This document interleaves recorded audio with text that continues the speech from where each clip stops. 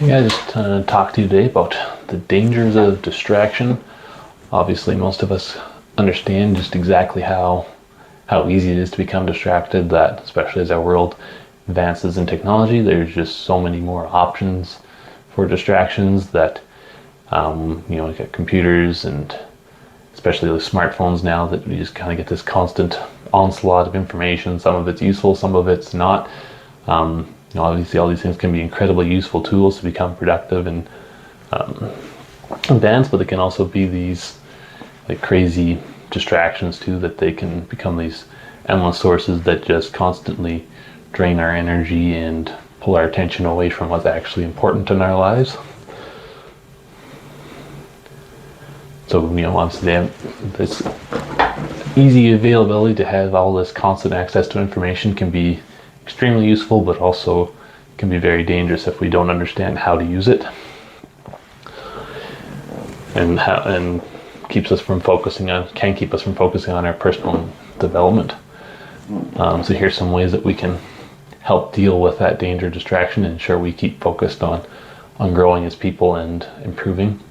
Number one is make SMART goals. So these goals are specific, measurable, attainable, relevant, and time sensitive.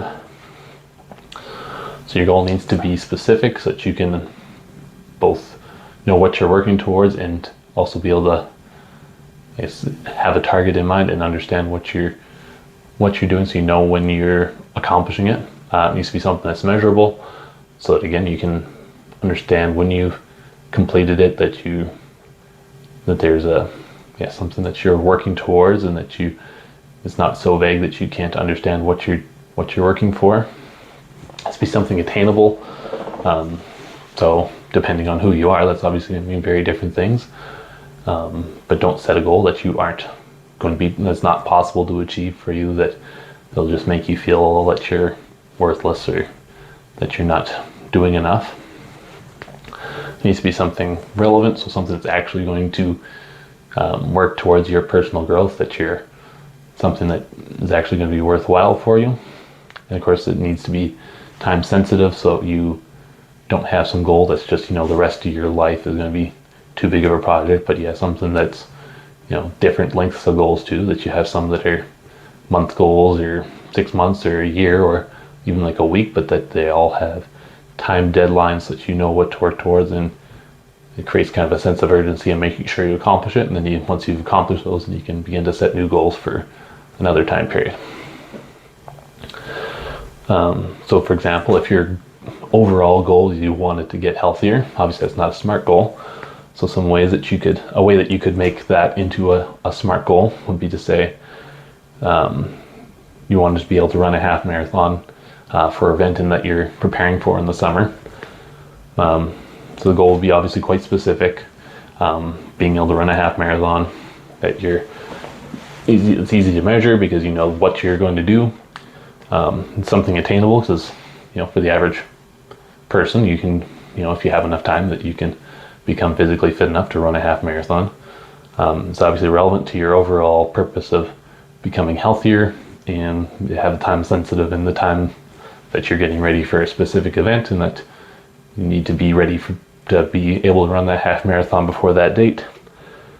So after you identify that big goal, you'd want to break it into smaller, more achievable steps. So could be beginning on, say, that same goal there, beginning with developing a diet and nutrition plan, beginning scheduling out workout time, planning out how to gradually increase your running distance until you could get to the point of running a half marathon. And then obviously, the final step of, registering for the marathon, that kind of thing, so that big goal becomes smaller, more manageable ones. So the next thing is that if you fail to plan, you plan to fail. It may seem like a cliche, but it's true.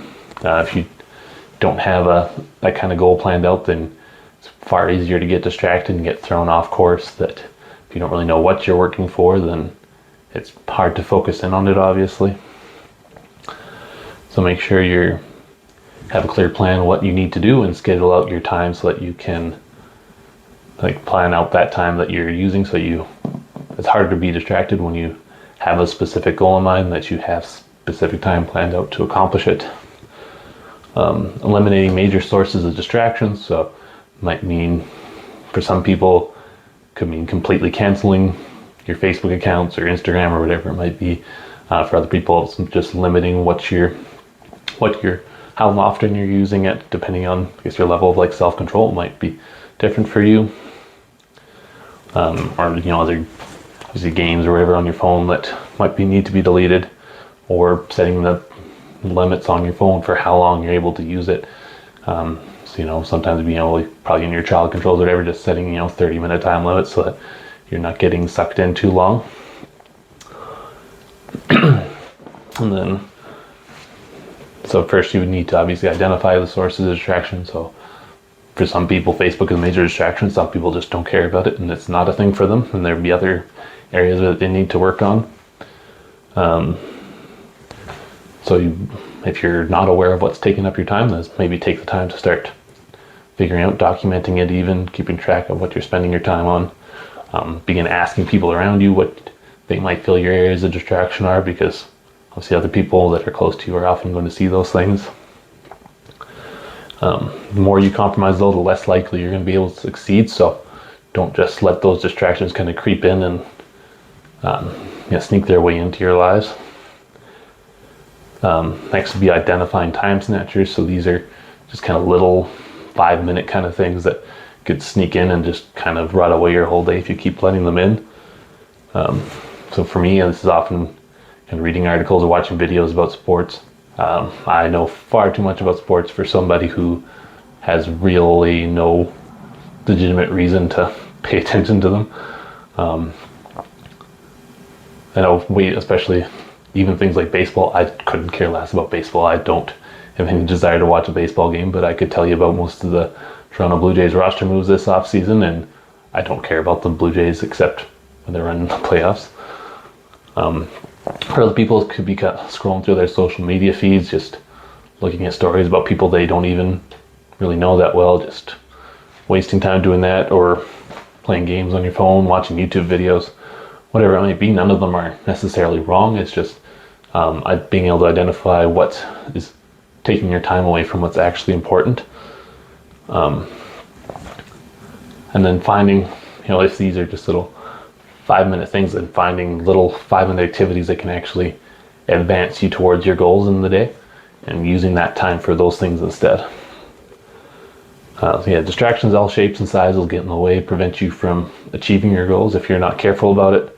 So a lot of these distractions aren't necessarily bad in themselves. There's not necessarily anything inherently wrong with any of them, except that they can distract you from what's actually more important.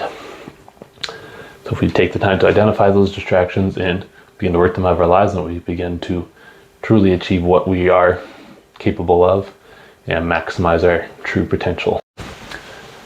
Hey, thanks for checking out the Manning Up YouTube channel. If you want to engage with us more, you can check out our Facebook, Instagram, or Twitter accounts. Links are going to be in the comments below. If you want to find ways to financially support what we're doing and equipping men to become the best men they can be, you can check out our page and Patreon for ways to support us through that. Thanks, guys, and see you next time.